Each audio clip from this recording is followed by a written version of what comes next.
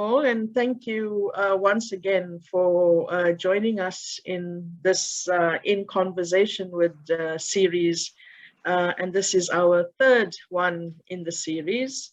And today I am very, very privileged that two special people are joining us. The first is Kevin Govender, who is the founding and current director of the IAU Office of Astronomy for Development, which was established in 2011, and now with 11 regional offices and language centers globally. You can read a little bit about Kevin in the little blurb that came out.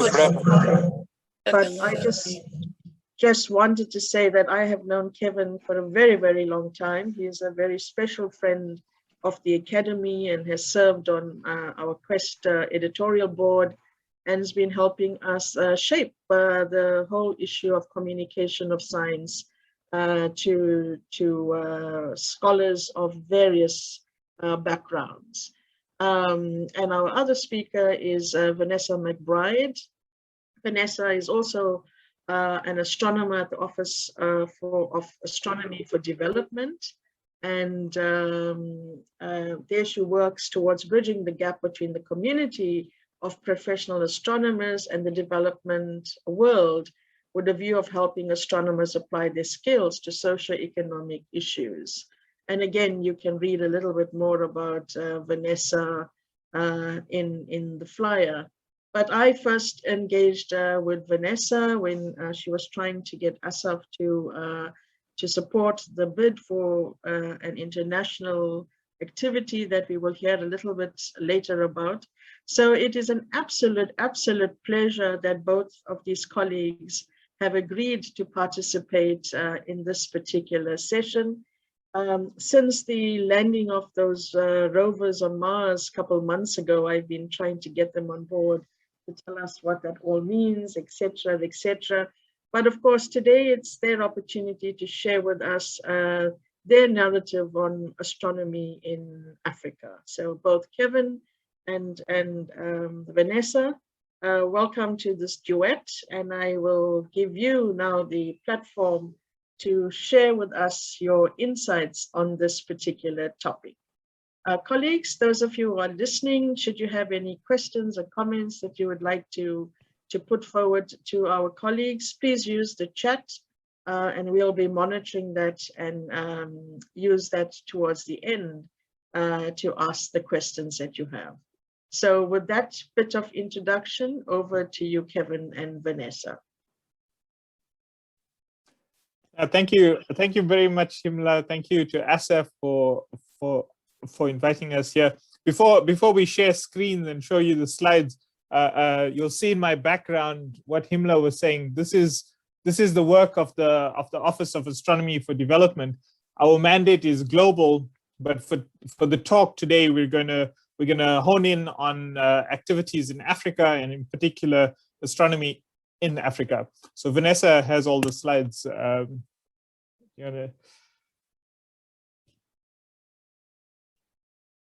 Cool. Just to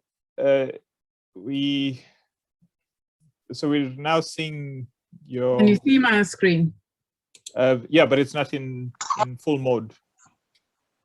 There we go. Perfect. Okay, so I'm assuming my sound is okay and you can see the slides. Thank you once again to ASAF. So like I said, this is now going to be a talk that hones in on activities of astronomy in Africa, and we're going to do this sort of hand in hand. So let's go. Do you wanna? Yeah, let's just start here. You know, the world is a big place, and it's the only place that we know with life on it at the moment in a very big universe. And on this world, we have this continent of Africa. And you know, most of us probably listening in, or at least us at the OAD, this is home. But this continent holds a special place on this planet. And as we explore the universe and push the bounds of human understanding of our place in the universe, what role do we have as the African continent? And what role do we have in science in general globally? So this talk will take you through some of the exciting science that's being done here on the continent, and talk through how we've been working together on the continent to grow the astronomy field and grow the community that are doing astronomy and that are using astronomy to uplift this continent. And then we'll round it up by talking about a huge opportunity for astronomy on the continent and for science on the continent, which is the International Astronomical Union's General Assembly. And as Himla mentioned earlier in the intro, this is something that we're grateful to ASAF to helping bring this major international conference to Africa for the first time in 2024. That I'll hand over to Vanessa. Thank you, Kevin. So it's really a proud, I can really be very proud to be here today and to share these fantastic slides with you and these beautiful images. Sadly, this one does not want to stay on the screen, but this is an image of the center of our galaxy. And you can see the galactic plane. And what you can see are these fantastic bubbles that appear to have been blown in the interstellar medium by the supermassive black hole that's in the center of our galaxy. And I think what's really incredible about this picture is that it's an image that's been taken in the radio with a radio telescope that's been built in South Africa. And this image has made a Nature article. And as you can see, there's some fantastic science coming out of this. But this is the radio telescope that's made that image, built in the Karoo in South Africa, delivered on time, above spec and on budget by a team of largely South Africans and some international collaborators working on this Meerkat telescope.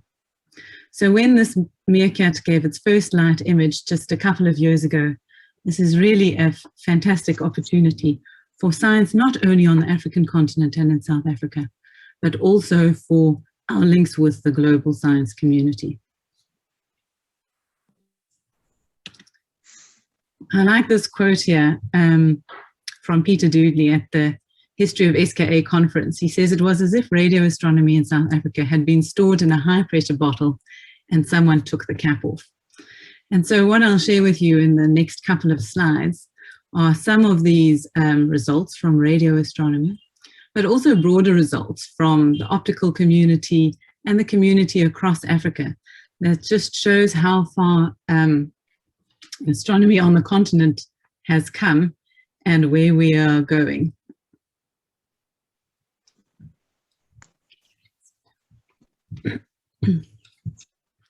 So this is a lovely image also from the Meerkat radio telescope. And this was from a publication in the Nature journal by James Chibuesi, which was published just last month, actually. And James is a researcher based at the Northwest University in South Africa, but he's originally from Nigeria. And this is work that he did in collaboration with some Japanese scientists. And the work was to look at a cluster of galaxies. So whilst we are embedded in our own galaxy, the Milky Way, when we look out of the plane of the Milky Way, we can see hundreds of thousands of other galaxies. And in fact, some of these galaxies cluster together and they form these galaxy clusters, which are filled with some hot gas. And there's a lot of outstanding questions we have about how galaxy formation proceeds in these types of environments. And in this work, James and his collaborators used the Meerkat radio telescope to observe one of these clusters of galaxies. You can see there's lots of different information on this plot here. The radio observations from Meerkat are shown in pink, and you can see X-ray observations showing some hot gas here in the blue. And you can see an optical image which forms the background. and actually shows most of the galaxies here. And this is a little zoom in, this funny greeny bluey image of the particular radio galaxy inside the cluster that James and collaborators studied.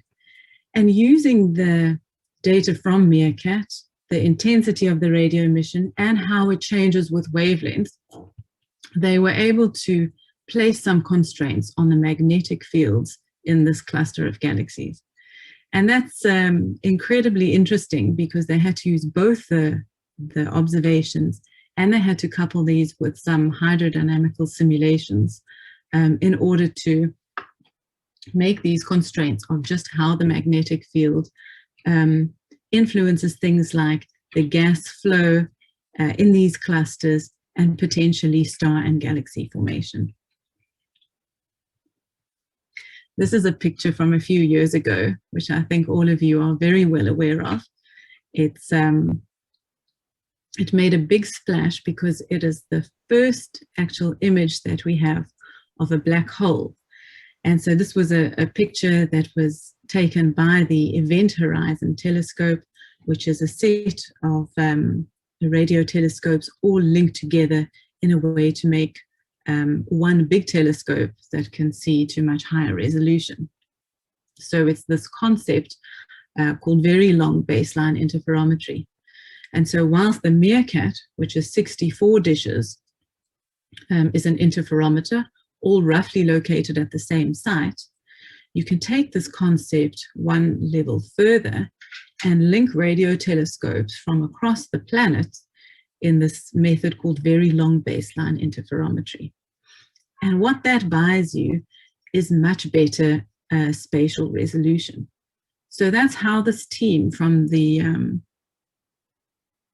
Event Horizon telescope managed to get such highly resolved images that they could see the shadow that the black hole was casting on the bright glow of hot material around it. And what you can see in the right-hand images, whilst there are lots of radio telescopes forming the European VLBI, or Very Long Baseline Interferometry network, there's not many networks running from north to south. And that's why Africa is a key location to make those baselines, because otherwise you only get resolution in particular directions. So you want to be able to have this high resolution in many directions. And so this has seen some interesting leaps forward in the last few years. We now have the Heart Reo, well, we have had the Heart Reo VLBI station. We also now have the dish in Ghana that was completed in 2017, which has the potential to be linked into these networks. And of course, at some point, even the MeerKAT telescope itself may be able to be linked in. We also have upcoming developments that are happening on the continent. For example, there's been an idea around of the African Millimeter Telescope, which is a joint project under development by Radboud University in the Netherlands and the University of Namibia. And the idea is to put a 15-meter dish on one of the mountains, the Gamsberg in Namibia, which has excellent conditions for a millimeter astronomy. And this will be one of the essential stations for linking into something like the Event Horizon telescope. So moving away from black holes and external galaxies, there's also some really interesting solar system science that's been happening in Senegal. And just last year, in September, a team of Senegalese astronomers observed the occultation of an asteroid. And this is one of 6 or 7 asteroids that will be visited within the next 10 years by NASA's Lucy mission. This is a mission that will go and probe some of the asteroids that are orbiting in Jupiter's orbit, the so-called Trojan asteroids.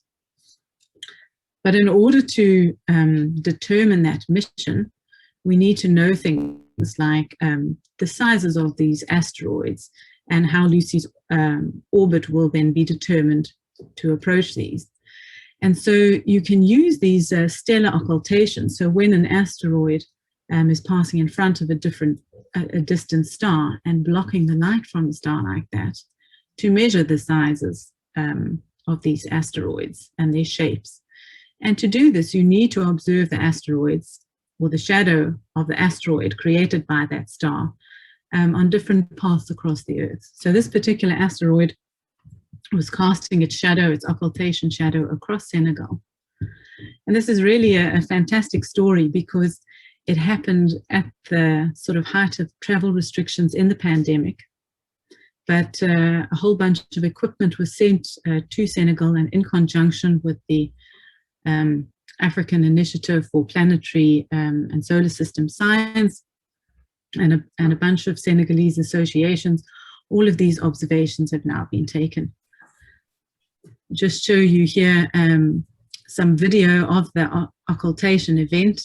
The data is still actually being looked at, but there's a whole bunch of French, American, and Senegalese associations that were part of the science. And then coming back a bit closer to home, this is a picture of the South African Large Telescope. And what you can also see in the bright red here is a spectrum from the Southern African Large Telescope here. And this is a spectrum of the signature, the optical signature of a gravitational wave event from 2017. So gravitational waves are really a new way of detecting what's happening in the universe. So far in astronomy, we've relied on light that we can see through telescopes at all sorts of different wavelengths. And in some cases, we've done science by detecting certain particles. But now we can also detect these ripples in space-time that are caused by interacting masses using detectors such as LIGO and Virgo. And what this means is that it's opened up a whole new window on the universe. So this image here shows the gravitational wave detection from one of these gravitational wave detectors. And the image above is showing the light curve from Fermi. So it's also after the gravitational wave event, you see a highly energetic event. And what this allows us to do is to constrain the position on the sky. So these gravitational wave detectors, whilst they are great, they leave quite a bit to be desired in terms of telling you where on the sky something came from.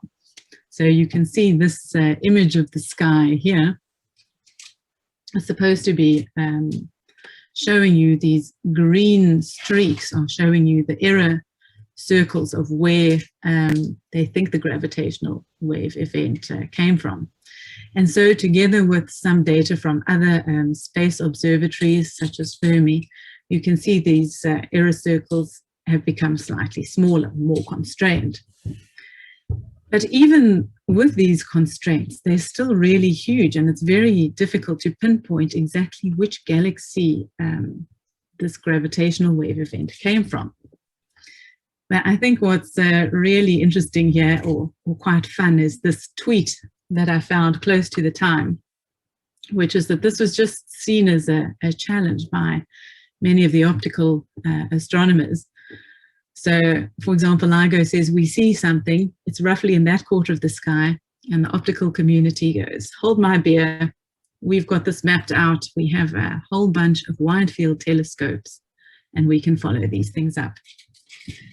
And this gravitational wave event, a chirp that was first detected, which you can see here, was detected at about 10 a.m. on the 25th of April. And within 12 hours, they had already scanned the error box, the smaller error box, and found a whole bunch of candidates. So that was even by sort of 6 p.m. on the 25th. And by the next morning, on the 26th of April, SALT, the Southern African Large Telescope, had scheduled and taken an observation of the particular host galaxy and the actual afterglow of this event. So you can see that afterglow here within just a few hours really, SALT was on that, and a whole bunch of other observatories then followed suit. And this is something that the observatory, and in fact many observatories across the world, are working on into the future. So just looking at this, this is the plateau on Sutherland, where all of the telescopes of the South African Astronomical Observatory are based, and also a number of other host instruments. And the idea is really to have a sort of automated decision-making system, so that when these kinds of events come in, which we want to follow up very rapidly in time, that we can let machines make those decisions, do the observations, and in fact decide which types of observations will be best for the particular type of event that's happened. So that's where we aim to go in the future, and that's a project that's already taking place at the South African Astronomical Observatory. And in a way, it's been given an extra push by the last year of having to work remotely, because a number of the telescopes are now able to be remotely operated, so operated either from Cape Town, or even in some cases they've been operated from the UK. The next step in this process is getting all these telescopes to be robotically operated as well, so not even needing a human interface or a human to check that things are going okay. And then having some kind of centralized decision-making system that will take these alerts that come from places like LIGO and from space-based telescopes and convert these into observing programs and run them on the appropriate telescope. So it really feels like we're coming a long way with getting ready for things like the fourth industrial revolution, and astronomy is one of the ways in which we can help to prepare the continent for that kind of stuff. So with this, I'll hand over to Kevin. So I'm sure you'll agree with us that there's a lot of really cool, really exciting science that's coming out of this continent. And you know what Vanessa has described is just scratching the surface, not only on what's going on.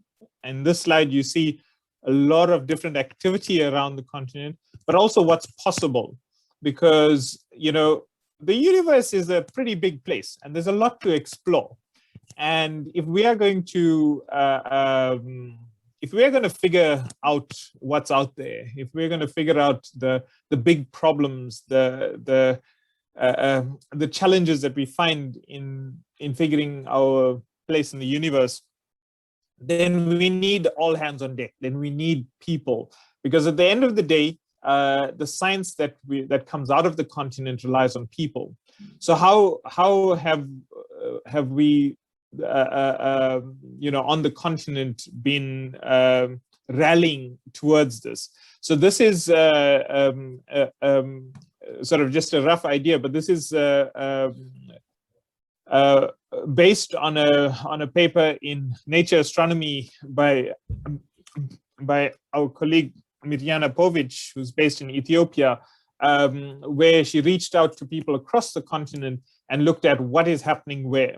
And you can see there's a lot of activity. If you thought Africa was not a vibrant place for this science, this should change your view. And this is live. The next slide basically shows a map that was recently put together by the African Astronomical Society, and this is live on the. So you can basically go to this link and click on different parts of the continent on different pins and find out, you know, different observatories, different amateur astronomy groups, different activities in astronomy across the continent. And because we have all these things happening, a few years back, you know, there was conversation. How do we bring this all together? So in the next slide, we hosted in South Africa at the South African Astronomical Observatory an event in 2019 that aimed to bring together as many of these players in astronomy from across the continent as possible. And this this Astronomy in Africa meeting was aimed at pulling together this community and really injecting energy into an African astronomical society. So next slide. This African Astronomical Society, has recently, what can I say, come of age. There's been a highly successful virtual conference in March this year. There are very active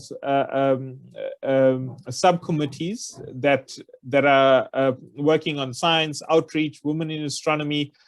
The physical office is currently hosted at the South African Astronomical Observatory in Cape Town, and this organization will play a key role in what we're going to talk about later with the IAU General Assembly in 2024. So next slide.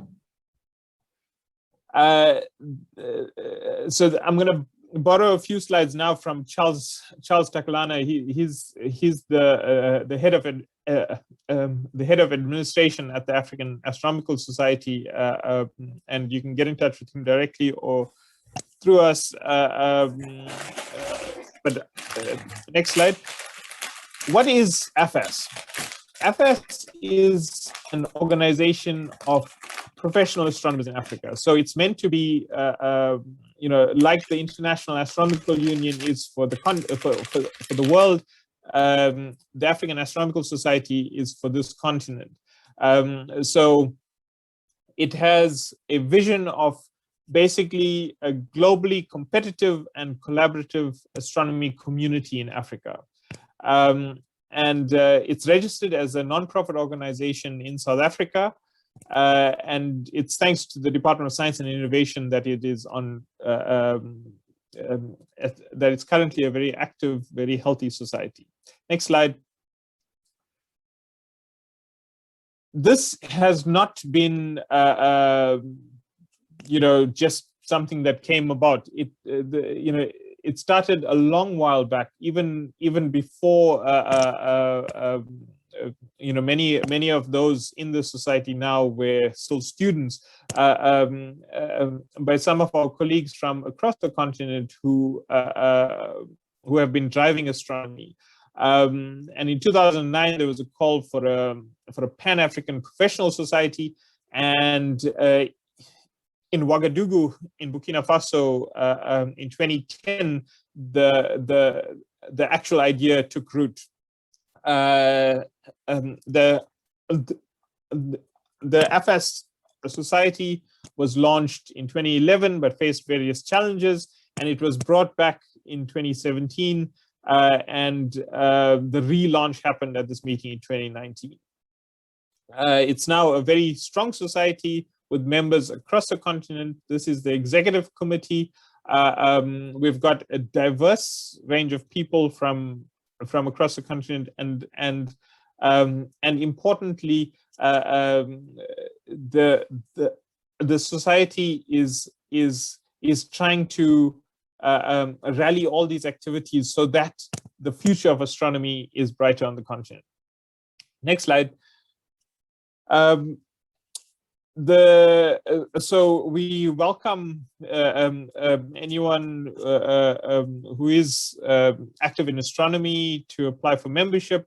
The idea is that, when we talk about these exciting astronomy activities on the continent, this society should be able to sustain the legacy of big astronomy projects and big events like the General Assembly. So, next slide. So this is where we come to this big event, the General Assembly of the International Astronomical Union. This is a unique opportunity for Africa, and we talk about it as an opportunity for Africa because it's not just about hosting another big conference on the continent. This is an opportunity where this science, the science of astronomy, one of the most most challenging and interesting science. And I say this, being biased from being within the field, but it is something where, you sit on an aeroplane, well, when we used to sit on an aeroplane and you talk to someone next to you and you say, I work for this observatory, immediately you start a conversation. Astronomy has this ability to capture people, to capture imagination. And if we can drive this field from the continent of Africa, then it's not just about astronomy, it's about all science. It's about showing that astronomy, that science in Africa is relevant globally, and that Africa can lead in science internationally. So what is this? Next slide. This is who the International Astronomical Union is. It's basically the global professional body of astronomers. But I want to bring your attention specifically to the mission of the IAU. It's to promote and safeguard astronomy in all its aspects, including research, communication, education, and development. Now, this is important because the IAU has recognized that it's not just about, scientific meetings and conferences and so on, but it is about the potential of the field to impact beyond the science. And so the International Astronomical Union has 4 offices. In the next slide, you find so the IAU has established these offices. There's an office of astronomy for education. So interacting with schools, using astronomy to stimulate STEM education. There's astronomy for using astronomy for the training advancement of young people. So at university level, using astronomy and all its different aspects, the data science, the technology, and so on. There's an office for astronomy outreach based in Japan. And then, and so that looks at the public and engaging and inspiring the public. And then on the bottom right, there's the Office of Astronomy for Development. So this is where we work, and this is now coordinated from South Africa with 11 regional offices around the world, and looking at using astronomy as a tool to stimulate development. So all these aspects, this is who the IAU is. The IAU itself is more than just a body of professional astronomers. And so this event taking place in Africa for the first time is more than just about, another scientific meeting. Next slide. So these events of the International Astronomical Union, over the 100-year history of the IAU, it's never been held on the African continent. These are all the locations that it's been held over that 100-year history. Now, one might say, why is this the case? Is it because, astronomy, that Africa just didn't have enough astronomers or have enough astronomy? Well, whatever the reason, it's now time for Africa. It's time to showcase the excellent science that Vanessa has described. It's time to bring the world to Africa and show Africa to the world. So this was awarded the bid was awarded in August 2018, and it was fundamentally a continental bid with partners from across fields, and one of the key partners was ASAF in terms of bringing this meeting to the continent. So there's another slide with different organizations, and then I'll hand it back to Vanessa. Thank you, Kevin. So I think I just wanted to reiterate that, it's a meeting. It's the first time it's come to South Africa. It's a meeting of the IAU. What's the big deal? But actually, this is a big deal because I think it can be so much more than a meeting.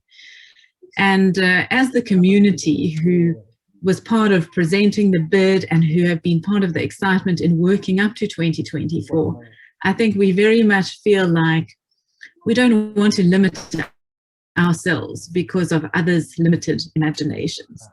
And so with that in mind, the vision for having this General Assembly hosted by Africa in 2024 is that it should be more than a meeting. It should be a milestone or a vision that drives us to achieve many different things in all of these realms that we show on this slide. We may want to change the way that we work with people or the way that we fund postdocs or something. We may want to redefine the experience of having a General Assembly, because this is the first time it will be happening in Africa. We may want to look at things like infrastructure, funding, logistics, all of these things, and think, you know, how can the community come together and achieve some of the goals, both in terms of the astronomy and the science, but also in terms of the development of science and the development of economies and across the continent of Africa. And so this is this kind of vision for the General Assembly is laid out on our website. You can see the link there. It's a draft vision document because it's a document that can change all the time as we get more input. But just to give you an idea of some of the key concepts of this vision, for example, in terms of infrastructure, in order to have, you know, a great networked community of astronomers on the continent, we need things like good internet connectivity. We need access to high performance computing to be able to deal with the large data sets that are coming out of telescopes like Meerkat, and that will come out of things like the SKA Observatory. And along with those infrastructures, we need the skills to be able to use them efficiently. We need small telescopes for teaching. We may have the remote or the robotic observing, as we discussed in some of the earlier slides.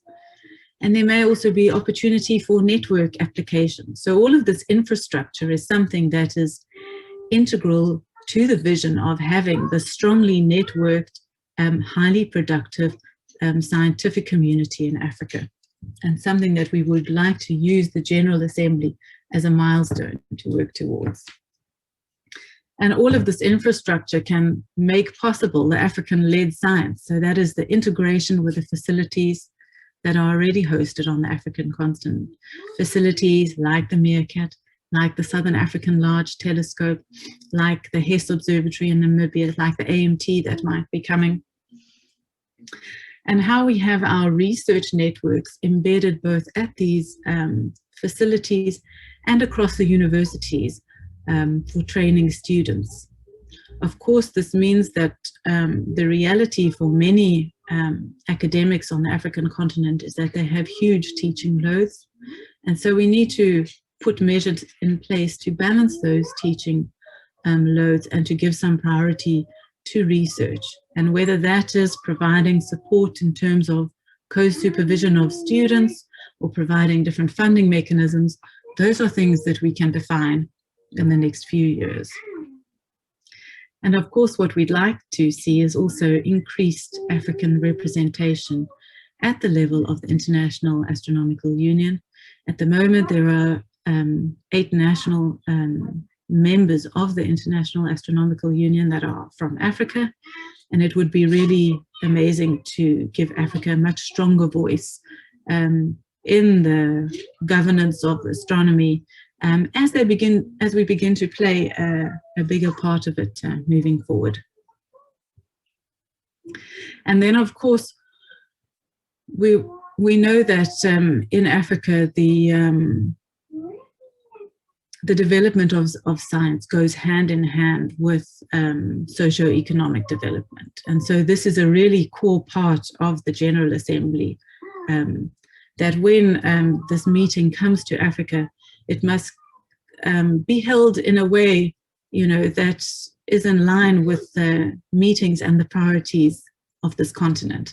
So this provides us with fantastic opportunity to make things like special itineraries, but also to highlight some of the development challenges and to put into play partnerships or initiatives that can address some of those development challenges. So these provide both opportunities for public engagement and for science communication. But more than that, they also provide a platform to highlight the successes and the challenges that we face on this continent. Okay, back to you, Kevin. So everything that we've spoken about so far, you know, lends itself to a very significant event that happened just recently, the Day of Africa's Scientific Renaissance. So this is one of those celebrations by the African Union, and you know, when we talk about Africa's scientific renaissance, what do we mean? So in the next slide, I've taken a quote from Professor Carolina Odman at the University of the Western Cape. So this is a blog that went out recently on the University of the Western Cape's website about what it means. What is this African scientific renaissance? And in that blog, I'll quote, it is an acknowledgement of by all of the multicultural and multi-ethnic contributions to the global edifice of scientific knowledge. Modern science has no fixed starting point. It has grown organically. Its progress at times dominated by African, Asian, Middle Eastern, European, or North American society. Surely we don't know the whole story, and no particular identity can claim science as its own. Instead, we can celebrate that humanity is engaged in the relentless pursuit of discovery, driven by human curiosity and a quest for understanding. And this sort of captures what we're trying to do with astronomy in Africa, what we're trying to bring about on the continent. And when I say we, this is not me and Vanessa, this is the people from across the continent. With the science of astronomy, with all the different aspects of astronomy, how can we use this as an opportunity to bring about this idea of an African scientific renaissance? How can we use it as an opportunity to showcase science in Africa, science for Africa, science by Africa? And so, you know, I'd like to end with something that I recently discovered, and some of you might have seen this because I've been singing it out since I've seen this. Is that this image, this current image on your screen now with the continent of Africa, this was taken by one of the Apollo missions, and it was one of the first sort of, you know, images of the Earth as this blue marble, and it's one of the most widely shared photographs in the world. Right, it was something that was used by environmentalists for years. Thereafter, it was something that really showed the fragility of the Earth, and you know, it's one of the most recognizable images. And coincidentally, it has Africa there.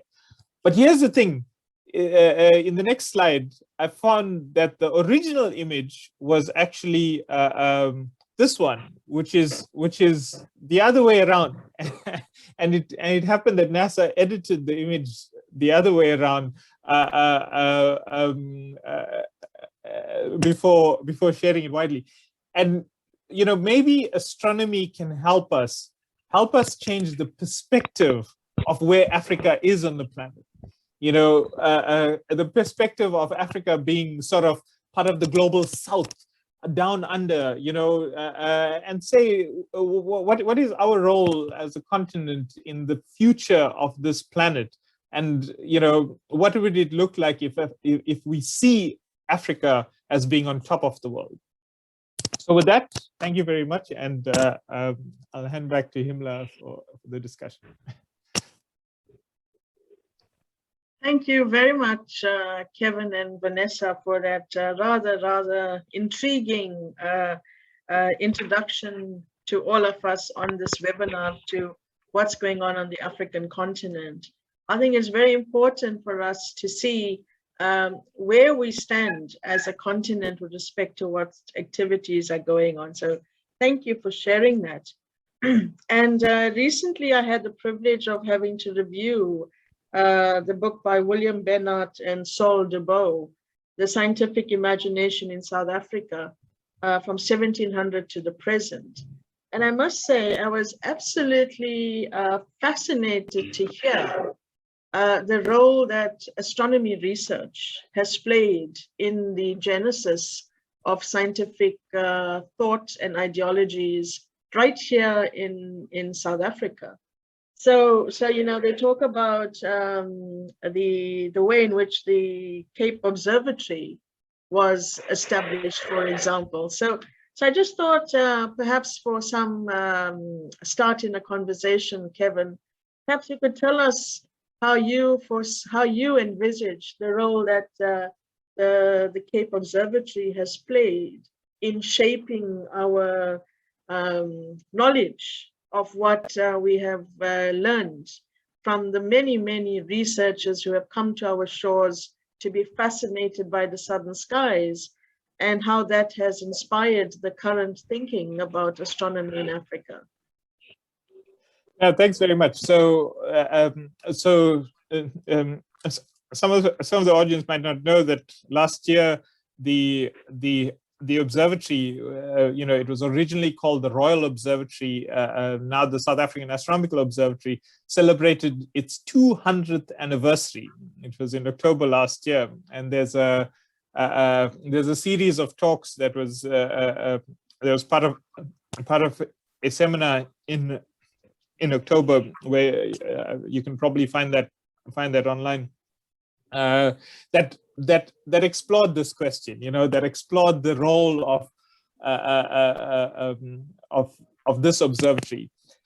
So I'm gonna answer in this way. You know, when the ships came to the continent, so to speak, this observatory was established for really to further the colonial ambitions of Europe. You know, it was an observatory established for two main reasons: to keep accurate time and to map the southern skies. And why did we need to do this? Because we needed to sail. We, as in, you know, people, but you know, it was the Europeans that were traveling around the Cape.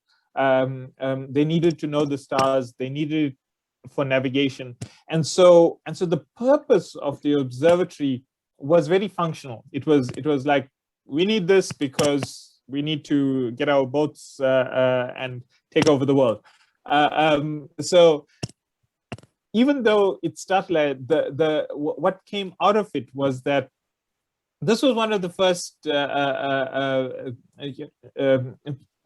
places that started documenting things like what's the weather like.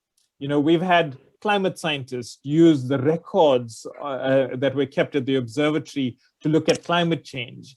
It was the establishment of you know, scientific method and scientific record keeping and so on. Mm-hmm. And that, I think, was a very significant step to stimulate you know, the growth of science on the continent.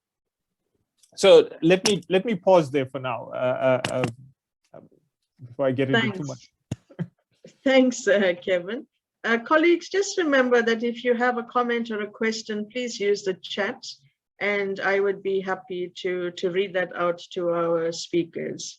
Vanessa, perhaps I could ask you, I mean, firstly, congratulations for the role that you play as a woman in science in what seems to be a kind of male-dominated world, and for what you have achieved to date. And it's really great to have somebody like you out there to kind of inspire other women to take careers in this field. My question to you is, what has been your wow moment in the field to date? I mean, it's one thing reviewing all the theoretical stuff as part of a learning curve, but as an individual, what was that wow moment for you? Thank you, Hemla. Yeah, I think for me it was a long time ago when I think I was probably in my undergraduate, and they had confirmed that within the center of our own galaxy was a black hole. And for some reason, I think, nowadays, after you've been in the field for like 20 years, oh, black holes are everywhere, that kind of thing. But at that stage, it was still such a novelty for me, and probably for so many other people, that's just a moment that stands out for me, in my memory of thinking, my goodness, if there's a black hole at the center of our galaxy, what else could be lurking out there? So, Right. But I think as scientists, we're lucky because we get a lot of similar wow moments, as we discover things, and it doesn't really matter, whether you're doing it in astronomy or any other fields. It's that kind of curiosity that we nurture in students and in fact in children, that we all grow up with that kind of curiosity that allows us those wow moments. Yeah, and just as a follow-up, so what have we learned to date about possibility of life on other planets? I think this is a very exciting field at the moment, and I'm sure it's one that's getting a lot of attention. And there's so many different telescopes that are, in some cases, telescopes and instruments where the sole focus is really to look for the existence of other planets around stars. And then as we move forward, to look for things like signatures of life, these so-called biosignatures of what we think life may look like on other stars. So I think this is a very interesting space to keep your eye on at the moment, because the appeal is so much broader than astronomy. I mean, the appeal is, social, and like, what does it mean for us as humanity if we discover that we already know the potential is out there, but what does it mean for us if we, discover these signatures of life? So. Yeah, no, exciting. Kevin, just coming back to the last picture that you showed of some of the earliest pictures of, the planet Earth. How far into space do you need to be before you actually see the planet in that globe kind of format? That's a brilliant question. I have no idea. I think the Apollo missions were coming back from the moon. So, as they were coming back, this picture was actually shot by one of the astronauts. They have their sort of camera for their spacecraft, and he just turned this. It was an unplanned photo. He turned it to the planet and just shot the picture because they were sort of on their way back from the moon.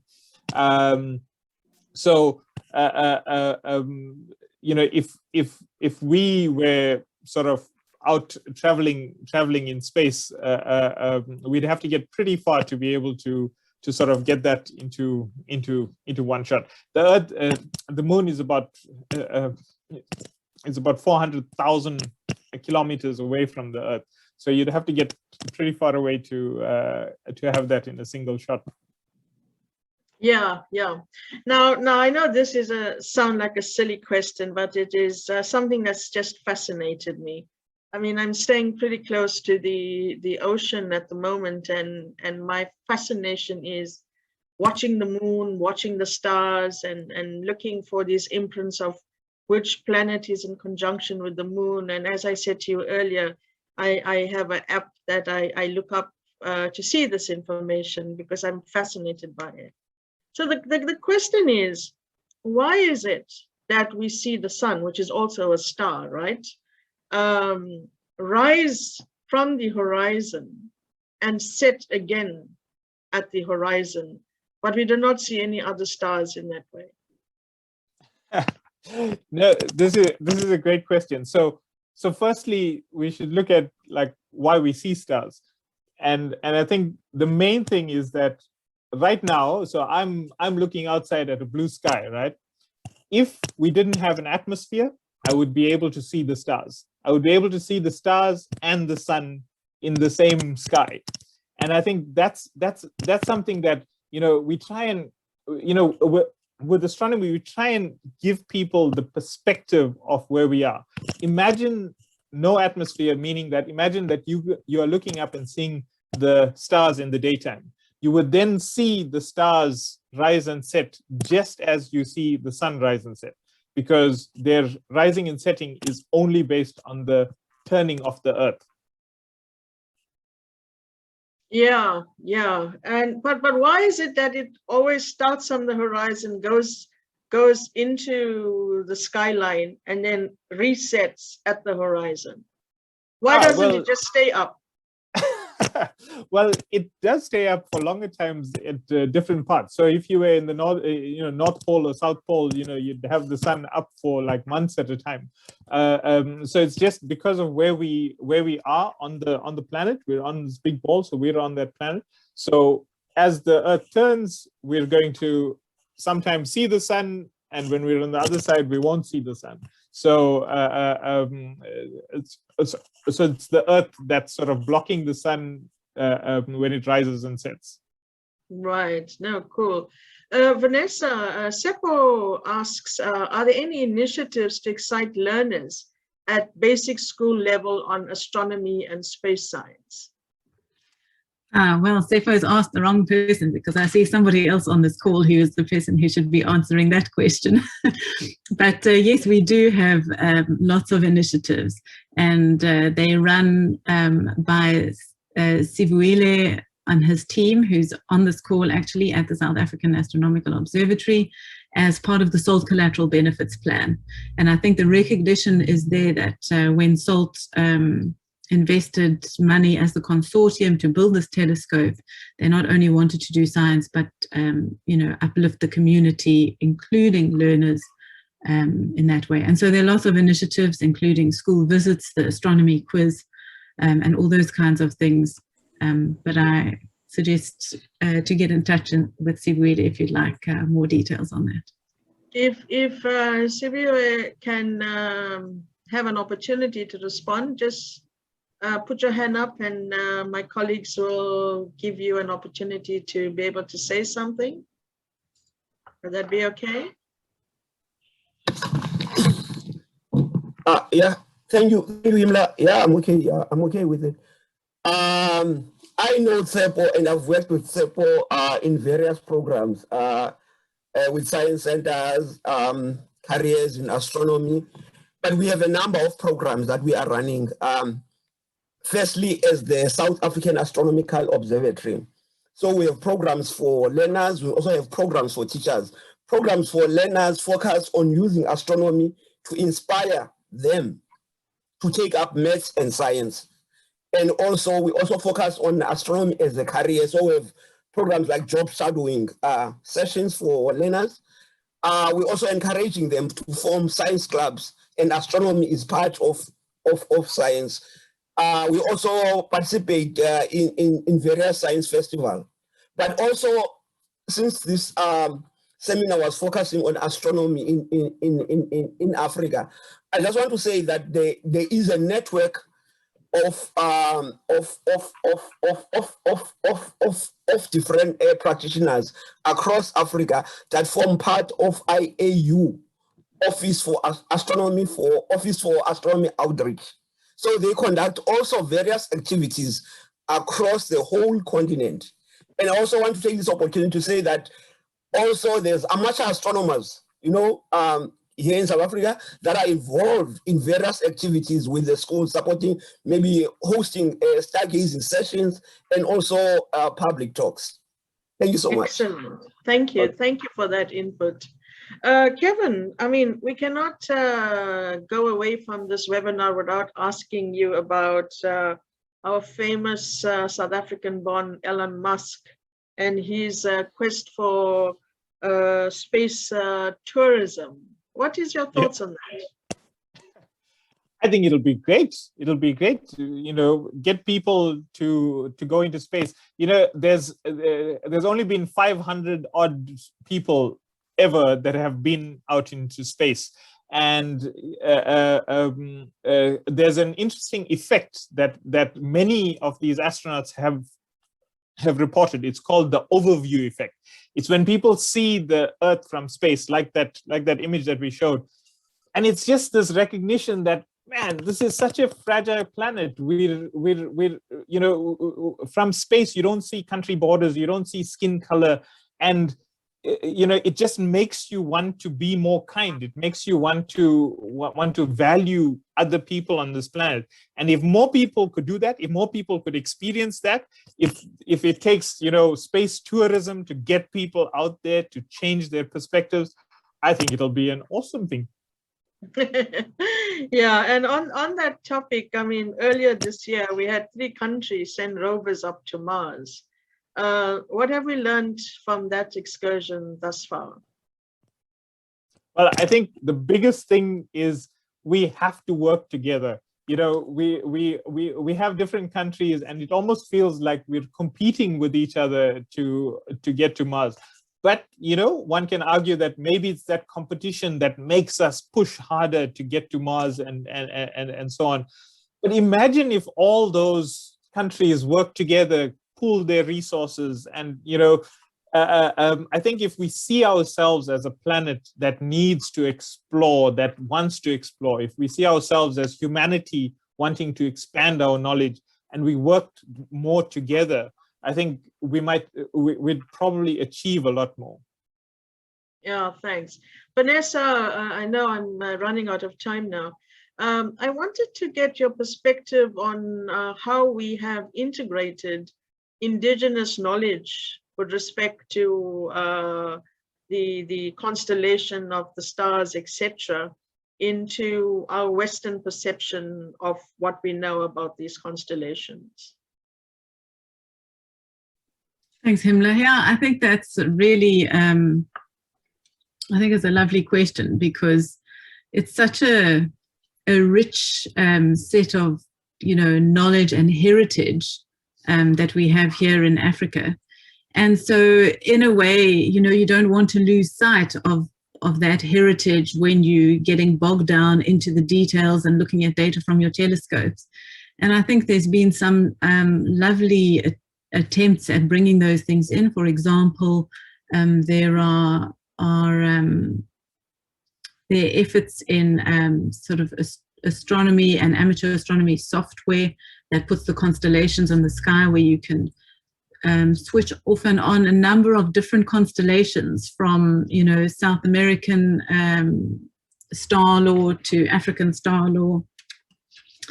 And of course, I think one of the biggest, probably, and most important interventions is looking at trying to bring, you know, the science to high school learners, to university learners in their own language. And so whilst it's, you know, it's lovely to acknowledge the heritage by, you know, having access to these stories and including them, I think one of the most important things is looking at how to access, as improving those barriers to accessibility. And I know that's something that's being worked on by colleagues of mine at the University of the Western Cape and at IDEA. And so I think that's very exciting. It would be absolutely great if you could find some local people that would give such a talk at the international meeting. Because I think, you know, as I started off by asking about the observatory at the Cape, which was started off by the royal, the British people to advance a lot of their own work, it would be nice to see that intersectionality of what the local knowledge was, because if you look at the history of the Cape, a lot of the information that others have made themselves big names into has actually spurned from indigenous knowledge systems and indigenous knowledge about biodiversity, our landscape, and all of these sorts of things. So I think just to put the record into perspective, it would be nice to have that sort of narrative interwoven into how indigenous knowledge can work in juxtaposed with our advancement of, you know, modern science. You talked about in your presentation the renaissance of science, and of course renaissance actually means a rebirth, but actually it is a nascence. It is the birth of science that we need to actually celebrate on the African continent, because very often we see science through the eyes of others rather than through our own vision. And so that's another point that I would like to just share, that this is an absolutely fascinating topic. It is something that's out there waiting to be explored. And thank you ever so much for sharing your insights with us all. I know you didn't have like a large participation from people on this webinar, but for those of us who have listened to you, I must say you have inspired us ever so more, and challenge us to go out and read a little bit more. So Kevin, I must say I have Googled all the questions that I've asked you. So I did have some knowledge, because you get this question and you're like mind-boggling stuff, but I'm glad that you share some of my excitement about what I consider silly questions, but of course, and like the other thing, why is it, we know we have gravity. How does the water mass, which spans the entire Earth mass, can generate waves that go against gravity in some respects, but still remains intact and just doesn't scuzz off into the atmosphere willy-nilly? I mean, I know there are answers to explain all of this, but when you're not a specialist in the topic, and you challenge yourself to ask these questions, to come up with good scientific explanations for it, there is always Google, but of course it's nicer to hear it from people who are working in this space and to share that knowledge with us. So on that, I just want to say once again, thank you very, very much for giving us of your time, for sharing with us what's to come with respect to the international conference. And thanks to my colleagues, Renata and Henriette, for all the work that they do behind the scenes to make this happen. And I just wanted to announce, while I have some other colleagues still on the line, that the next in the series of In Conversation With will be hosted on the 3rd of August. That's in the month of celebrating Women's Month. And I have secured Professor Refilwe Paswana Mafuya, who is a member of the ASAP Council, to speak to us. And she will be talking to us on learning curves from my nonlinear epidemiology career journey. So put that into your diaries for now. You will see an announcement come out soon, but this is for the 3rd of August with Refilwe.